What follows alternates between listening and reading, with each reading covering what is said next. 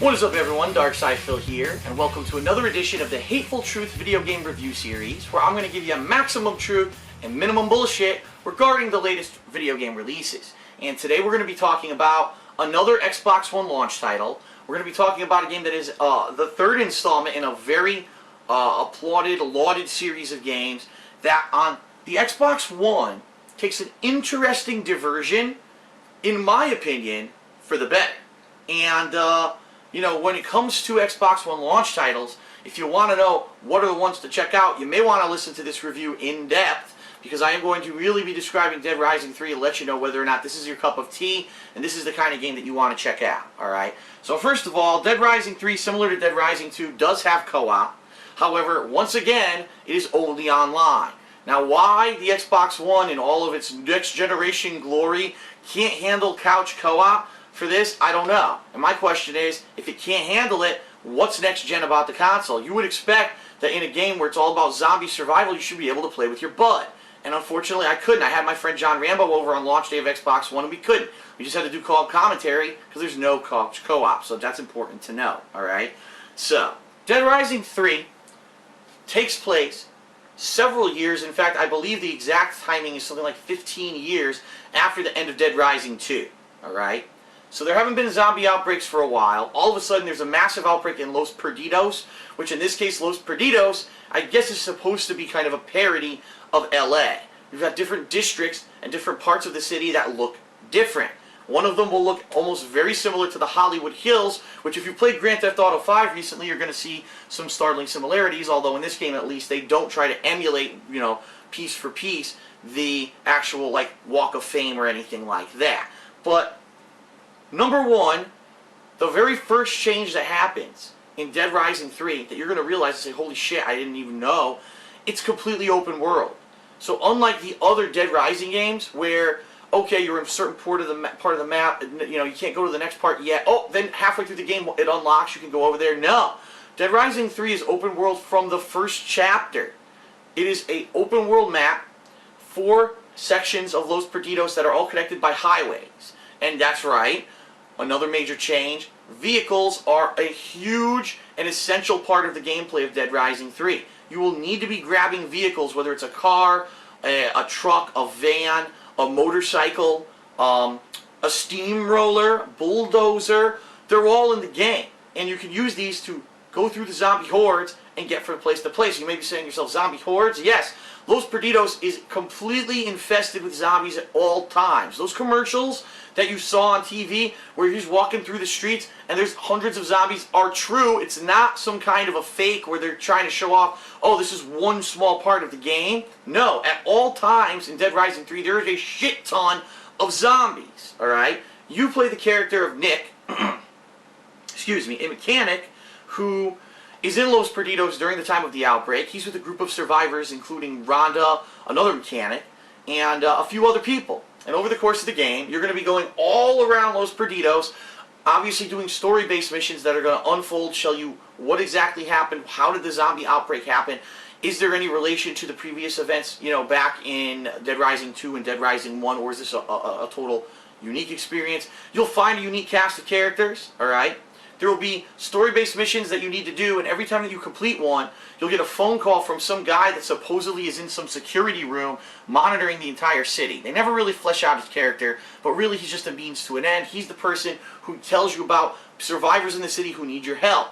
And this essentially leads into all of the side content of the game. And the side content of the game is a little different than previous Dead Rising games. In previous Dead Rising games, it was like, oh, there may be someone who's getting attacked, you need to help them and fight off the zombies, and then you gotta grab them and take them back to the safe house, and you get big experience bonuses for doing that. Not so in Dead Rising 3. In Dead Rising 3, there's different kinds of survivors. There are survivors that just need your help. Maybe they're surrounded by zombies. Once you kill the zombies, that's it. They run away by themselves. They're done. You get a big experience boost. You don't have to anymore escort them back to a safe room. Alright? There's also kind of almost story-based side missions, and what I mean by that is you may run into someone who's a coward, and you need to teach them how to make combo weapons by finding things nearby and doing a combo weapon. And that's right, a major change in Dead Rising 3, you can make combo weapons anywhere because you're a mechanic. You no longer are limited to that bench that you had to locate and then go to the bench with those items and make the thing. In fact, it's very easy to on the fly make combo weapons in Dead Rising 3. A lot of the times you're going to grab a blueprint and immediately right next to it will be the ingredients you need to make that item, and you make it. There's a lot of other changes we're going to get to, but I don't want to get too far sidetracked. So maybe the side mission is to make a combo weapon in front of a survivor. You'll do it. The survivor will immediately say, okay, thanks, and then you get your experience boost for the side mission, and then that guy gets unlocked as actually a partner for you, who will be able to follow you around and fight with you. And unlike other Dead Rising games, in this game, survivors are surprisingly versatile. Depending on their stats, they do have different stats, but they can actually fend for themselves. Yes, they can actually avoid zombies. Unlike the other games where no matter what happened, the survivor would somehow get caught up in a zombie and you have to save their ass because they're so helpless. In this game, these guys are actually like headstrong. They know what they're doing. They're fighting through the zombies themselves. So it's actually a lot of fun to have one or two survivors with you going out and doing missions because they don't just die like wimps, which is excellent. Okay?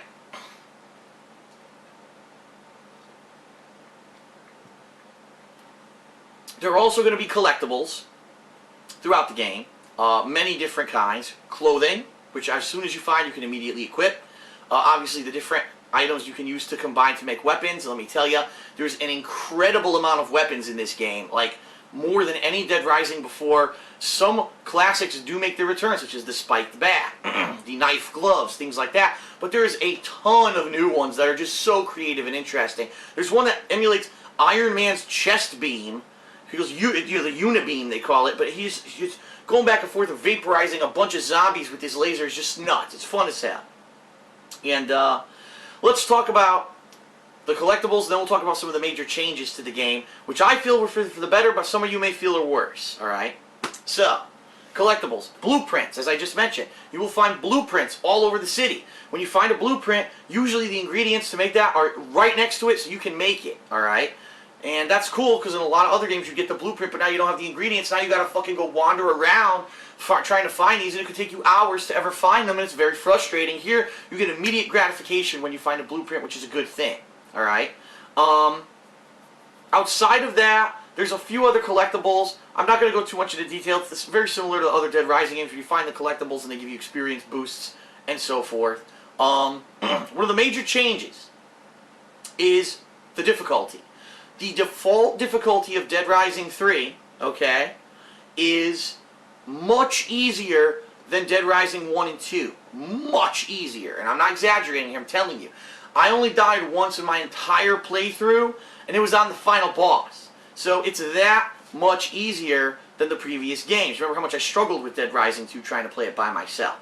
But that being said, for those of you who liked the exceptional challenge of Dead Rising 2, for those of you who liked how everything was timed very close and you weren't maybe able to do every side mission because they would tick down really fast, or maybe it would take multiple playthroughs to do each side mission, there is what's called Nightmare Mode. Nightmare Mode basically reinstates all those difficulty drops that they put into Dead Rising 3 for those of you who want a more hardcore experience. So the game caters to those who want a better, easier, more casual experience like I wanted, and it also caters to those who want the more hardcore classic experience. That's in there too. So you get the best of both worlds, so no one can really complain about it. Alright? Now, some other changes. There are lockers where you can find weapons, and also lockers where you can find clothing. It's not a storage locker like it used to be. Remember in other Dead Rising games you try to put all your items inside or drop them on the ground or put them in a locker so you can get them later? No. In this game, once you've made a weapon, you permanently have that weapon in your locker forever. Alright? So what you're going to be doing is going into certain areas of the game that are unsafe, but they have like they have an icon on them that says if you clear this out of zombies, it'll be a safe house. You'll go in there, you'll kill all the zombies, it'll say, okay, you've done it, you've got a new safe house, and the lockers will now become available.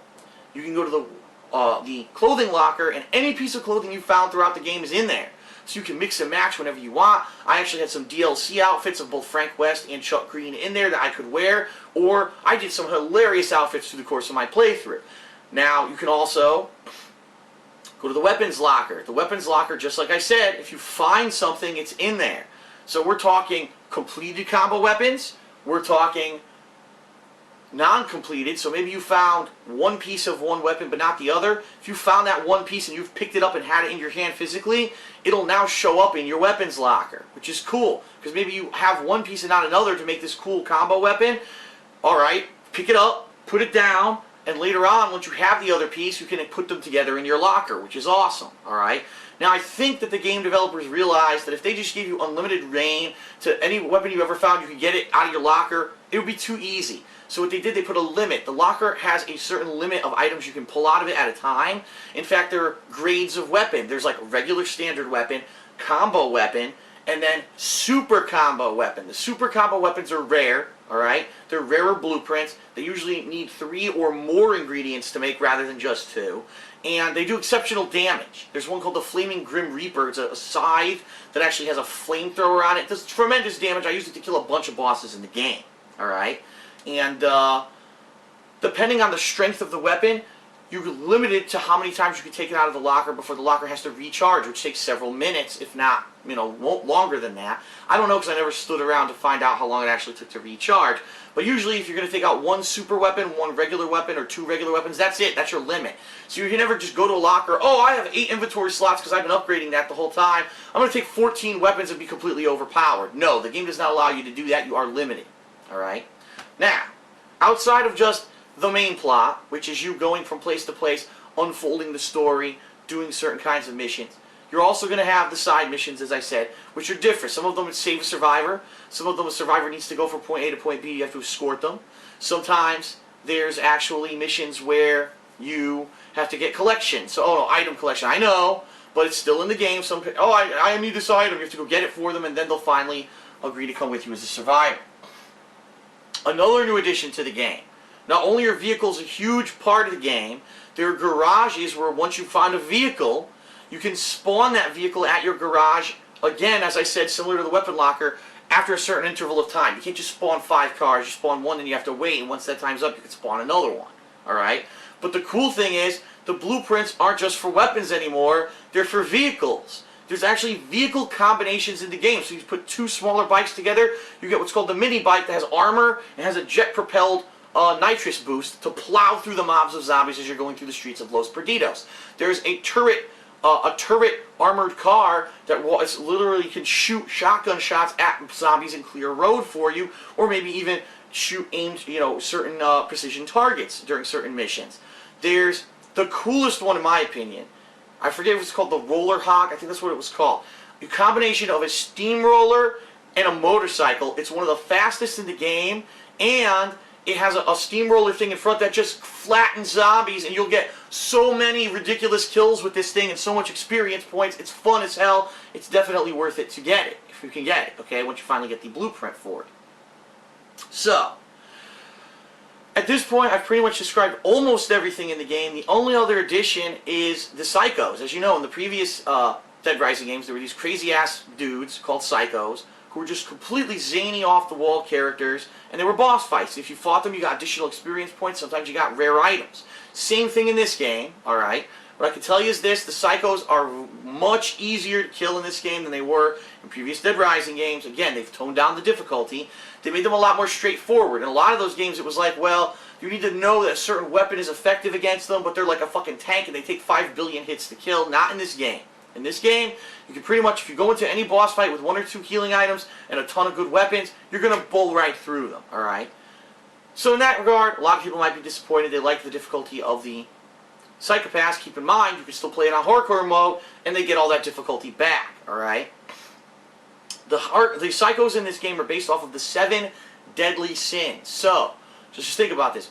Greed, sloth, gluttony, wrath, pride, envy, lust. 7 deadly sins. Each psychopath is based off of one of those. So I'm not going to spoil.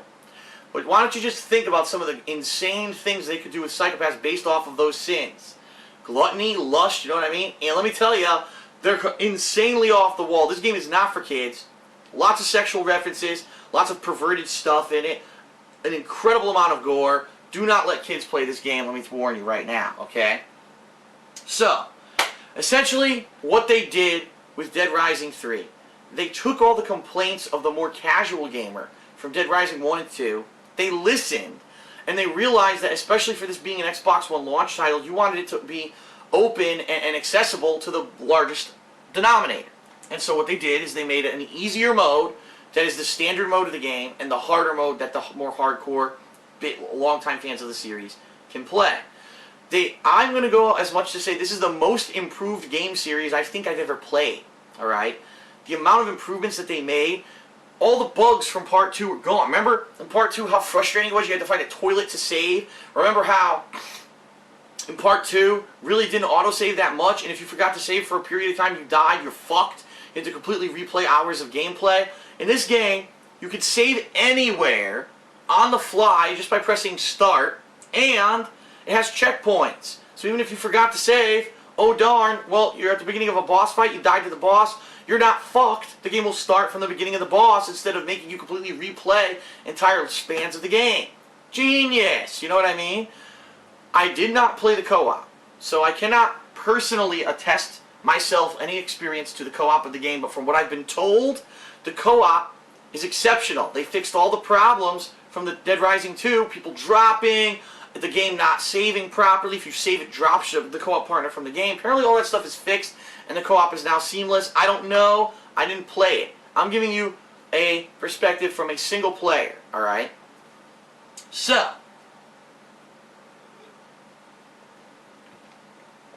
the plot is interesting, and at first may seem it's completely unrelated to the happenings of Dead Rising 1 and 2. However, I'm not going to spoil anything for you. I will tell you this, there is, in about the second half of the game, and especially the last few chapters, you will say, wow, what a twist, and you'll really enjoy it. I did at least, alright? So, don't worry if you feel like, oh, maybe it's dragging on too much. Gee, are we ever going to find out how this has affected is it even connected to the previous games? You will find out eventually, just stick it out, okay? The game is 15 hours long. That's right. Now, you can skip all the side content. If you skip all the side content, it won't be that long, alright? But, if you do it all, it's about 15 hours long. That's pretty damn good for a launch title. And the one thing I want to say before I give this game a score is I am staunchly now, at this point, I am 100% against advanced reviews and advanced review copies going to mainstream media, and here's why. Dead Rising 3 was sent out to the mainstream media to review. The mainstream media did review it. In fact, a lot of people were live streaming it. These were not the completed retail copies. These were early copies of the game that apparently had frame rate issues. Now I'm talking, like I said in this game, there's hundreds of zombies in the streets at all times. You cannot even drive down the street in a car without hitting dozens and dozens of zombies. So, in that regard, you would think, wow, is that taxing on the graphical engine? It is, but the frame rate never chops up. It's very, very rare when the frame rate will fuck up and go below 30 frames per second. It happened a couple times in my playthrough, but it was never enough that it really pissed me off. Also, I only encountered one game bug ever in the entire game. That's right, it's not buggy at all. It's actually polished. It feels like a really polished, fun experience. Like they knew they were going to put this out on Xbox One. They had to make sure it was going to run well, and it does. But the mainstream media who got this game ahead of time reviewed it and said, this game runs at a low frame rate, it's terrible, it's a great idea, but the execution is poor because the frame rate's low. That's not the case. The game actually runs at a steady 30 frames per second. So a lot of people only heard those initial reviews from the mainstream media who get the games early, and they said, well, I'm not getting Dead Rising 3 because it runs low. Fuck it. It runs at a low frame per second. Still, as I was playing the game live, in my stream chat, the first couple days that I played it, people were coming in, oh, is this, low FPS Rising? Is this the game that only runs at 10 frames per second? Then they would watch the stream and be like, this is actually running fine. Why do people say that? Alright? So people are still spreading misinformation about the game. It has no frame rate issues. The problem is these stupid mainstream media get advanced copies that aren't even finished copies of the game, and then it runs like shit, and then they pan the game. So how many people skipped Dead Rising 3, a 15-hour long, vastly improved, exceptional, fun game that has so many improvements over the previous Dead Rising games, but if you want to go back to the more hardcore style, you can. How many people skipped it just because a few people said it had a low frame rate before the game ever fucking came out and no one knew? That's why I hate advanced reviews. They're bullshit. People are playing unfinished versions of the game. They don't play the online features nor the co-op. What they give you is a half-assed version of a review, and you believe it. Don't.